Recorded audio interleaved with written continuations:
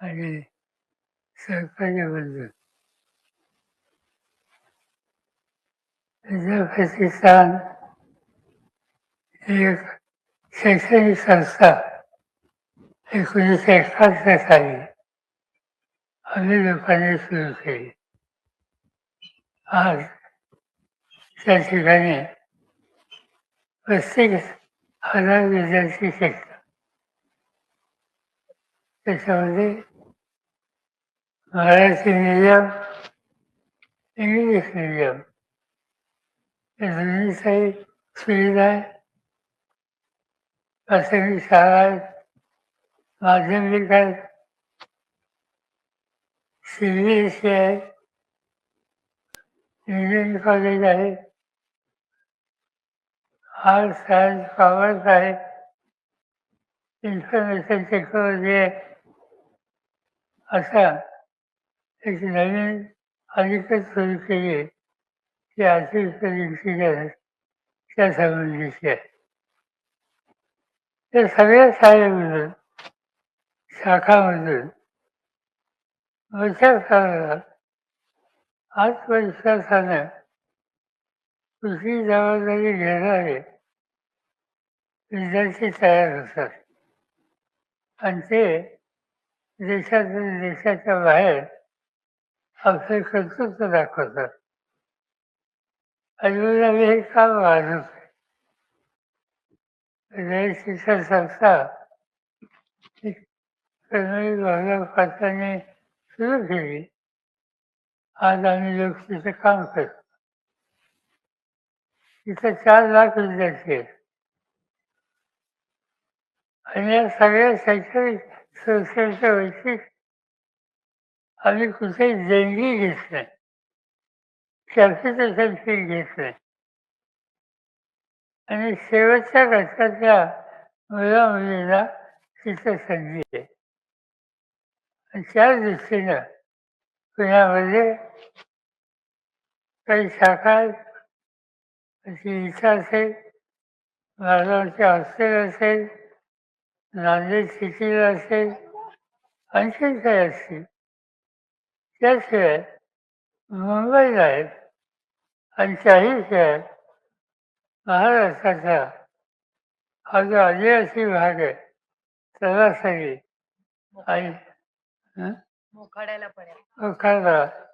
या भागात सुद्धा आम्ही शाखा उघडल्यात आणि मला आश्चर्य वाटताना आनंद होतो की त्या आदिवासी भागातल्या मुली आणि मुलं आत्मविश्वासानं आपल्यावरची जबाबदारी पार पाडतात आणि जीवनाच्या वेगवेगळ्या क्षेत्रामध्ये यशस्वी झालेले आहेत. आज त्याचाच एक भाग म्हणून या ठिकाणी हा technology on wheel he concept लक्षामध्ये घेऊन प्रतापराव आणि त्याच्या सहकार्याने हा नवीन उपक्रम या ठिकाणी सुरू केला. आणि माझी खात्री आहे की त्याला मुला मुलींचा प्रतिसाद चांगला मिळेल. आज जागा कमी पडते आम्ही विचार करतोय आणि या ठिकाणी जिथं आपण जमलो या ठिकाणी जवळपास 20,000 स्क्वेअर फूट कन्स्ट्रक्शन आम्ही केलेलं आहे आणि काही हजार मुली शिकतात. आता त्याचाच विचार 20वरनं 50वर जायचे झाले तर सुविधा आहे, तेवढा इफेक्ट आहे आणि त्यामुळे हे दालन विकसित कसं करता येईल याचा विचार आम्ही सगळे बसून करू. तेव्हा सगळ्यांची मदत, पाठिंबा या प्रत्येक कामाला आजपर्यंत मिळालेला आहे, उद्याही मिळेल अशाच प्रकारची अपेक्षा मी या ठिकाणी व्यक्त करतो. हा नवीन प्रकल्प लोकप्रिय होईल, विद्यार्थ्यांच्यात त्याच्याबद्दलची आस्था वाढेल याबद्दलची खात्री बाळगतो आणि त्याचा शुभारंभ झाला असं जाहीर करून मी आपल्या सगळ्यांची रजा असेल, आरोग्य असेल, या सगळ्यामध्ये आज AICने एक प्रचंड बदल केला. शेती हा भारताचा आर्थिक कणा आहे. तिथेही AIने प्रचंड काम केलं. तुम्ही जर कधी वाराणसीला गेलात आणि माझ्या शेतावर गेलात किंवा अन्य संस्थेत गेलात तर तुम्हाला त्या ठिकाणी नेहमी जी पिकं घेतली जातात आणि AIची मदत घेऊन पिकं घेतली जातात त्याच्यामध्ये जमीन आसमानाचा फरक आहे. उत्पादनाच्या संदर्भात आणि क्वालिटीच्या संदर्भात. आणि त्यामुळे हे तंत्रज्ञान हे विकसित व्हायला तुमची माझी वाट पाहत नाही. ते अधिक गतीने होत चाललं आहे. आणि त्याच्यासाठी ठिकठिकाणी आपण प्रयत्नाची पराकाष्ठा हा केली पाहिजे.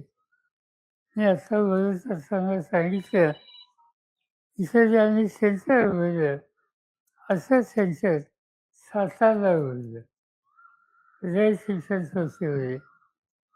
आणि आश्चर्य असं आहे की सातारचं जे सेंटर जे आहे त्या सेंटरमध्ये जवळपास 30,000 विद्यार्थी महाराष्ट्राच्या विविध जिल्ह्यामध्ये लाभ घेतात आणि आत्मसेवादार आज फिरत असतात.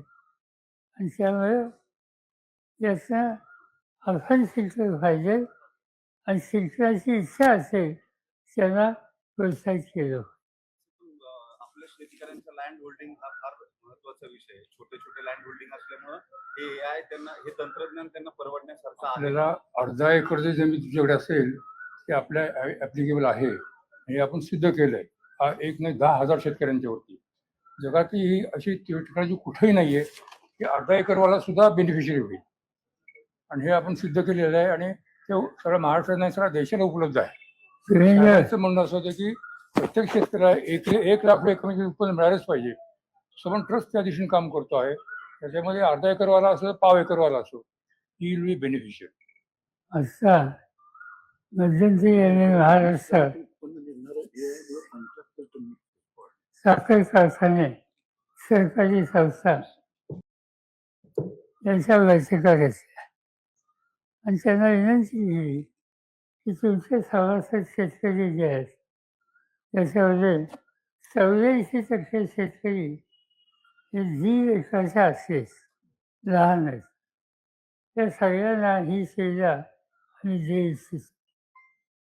आणि गंमत अशी होती की 10,000 शेतकऱ्यांनी पैसे भरून त्याच्यात सहभागी झाले आणि तो कार्यक्रम असा सुरू झालेला आहे. देशभर चालू आहे. म्हणजे UP-मध्ये कर्नाटक, आंध्र प्रदेश आणि कर्नाटका आंध्रा त्याच्यात सहभागी झाले आणि तो कार्यक्रम असा सुरू झालेला देशभर चालू आहे. म्हणजे UP-मध्ये कर्नाटक, आंध्र प्रदेश आणि कर्नाटका हे आंध्रा तिथं शेतकरी आणि कारखाने आपल्याला बारामतीला येतात, शिक्षण घेतात, वापर करतात. मी फक्त एकच उदाहरण सांगेन, लोकांच्या माहिती करतं, बऱ्याचजणांना माहिती आहे. आता प्रभुणी सर सांगत होते मला की ज्या माणसाकडे अर्धा एकर जमीन आहे आणि 20 टन तो उत्पन्न काढायचा, तो आता 75 टन ऊस काढतो या निम्म्या खर्चामध्ये. किंवा ॲव्हरेज आम्ही आजच्या धानात असं आलं की 35-38 टनचा ऊस हा कमीत कमी 85 टन ते 150 टन निम्म खर्च कमी होतो खतांचा, निम्म पाण्याची बचत होते. म्हणजे हे अद्वितीय आहे. साहेबांच्या शेतामध्ये आता ते बोलणार आहे मी सांगतो कारण मी तिथे प्रयोग केलेला आहे. साहेबकडे 30-35 टन केळी निघायची, आता 55 ते 60 टन निघतात निम्म्या खर्चामध्ये. मी त्यांना म्हणून कमिशन द्या म्हणून. हेच गोष्ट उठतच आहे. तर काय होतं की जी व्यक्ती बोलते त्याच्याकडे काय, म्हणून आम्ही ते साहेबांच्या शेतामध्ये केलं आणि ते कुणी बघू शकतो. ते गोविंदबागेमध्ये माहिती करतं आपल्याला सांगतो. राजकीय प्रश्न सर AIच घेऊया. AI शेवटी इन्फॉर्मेशन कुठलं गोळा करते तर सोशल सोशल मीडियावर, पण अनेकदा सोशल मीडियावर जी इन्फो अपलोड होते ती खरी असेल की ट्रू असेल माहित नाही. अनेकदा इकडून तिकडून पॉझिटिव्ह निगेटिव्ह असतं त्यात, मग ते कसं फिल्टर लावतं? आता आमच्याकडे बारामतीमध्ये हा जो मला फायदा मिळाला की 50 वर्षाचा डेटा आमच्याकडे होता, जो ऑक्सफोर्ड किंवा मायक्रोसॉफ्टकडे सुद्धा नव्हता. आणि त्यामुळं तिघांनी एकत्र येऊन हे अल्गोरिदम्स आम्ही डेव्हलप केली. भारतामध्ये जेवढ्या चांगल्या संस्था आहेत की ज्यांनी काय काय चांगलं वेगळं केलं त्याच्यात सगळं आपण इन्कॉर्पोरेट केलेलं आहे. तर तुम्ही म्हणता ते डेटा पाहिजे, हे बरोबर आहे, पण योग्य डेटा कसं आहे, कॉम्प्युटरचं गार्बेज इन गार्बेज आउट तीच गोष्ट इथे पण आहे. तुम्ही म्हणती शंका अगदी बरोबर आहे. त्यामुळं जे कोणी अल्गोरिदम वापरतील त्याच्यामध्ये डेटा ऑथेंटिक असणं हे अत्यंत महत्वाचं आहे. आणि उद्या डेटा हाच सोनं आणि वेल्थ होणार आहे. तर that is skill of the operator, how to use it. तर आता आपण म्हणतोय की विद्यार्थ्यांसाठी एआयचा वापर झाला पाहिजे. गेल्या काही दिवसांपूर्वी आपण बघितलं की त्या सगळ्या नीटच्या परीक्षेत झालेला जो गैरव्यवहार होता, सरकारने याच बाबत एआयचा वापर जर अशा मोठ्या परीक्षांमध्ये देखील केला तर हे कुठेतरी ज्या सगळ्या गोष्टी होत आहेत तर या सुद्धा कमी होतील. मग या सगळ्या तो जर नियोग केला असता तर येतच नसतं. पण मला आनंद आहे की आता या कामाच्या संबंधीची जबाबदारी ज्यांच्या नेमली ते व्यस्त माझ्याकडे होते, माझ्या स्टाफमध्ये होते आणि अत्यंत प्रामाणिक आणि अभ्यासू व्यस्त आहेत. आज सगळं देशाचं काम त्यांच्याकडे आलंय आणि तुम्हाला त्यांच्या कर्तृत्वाचा परिणाम हा काही महिन्यात दिसेल.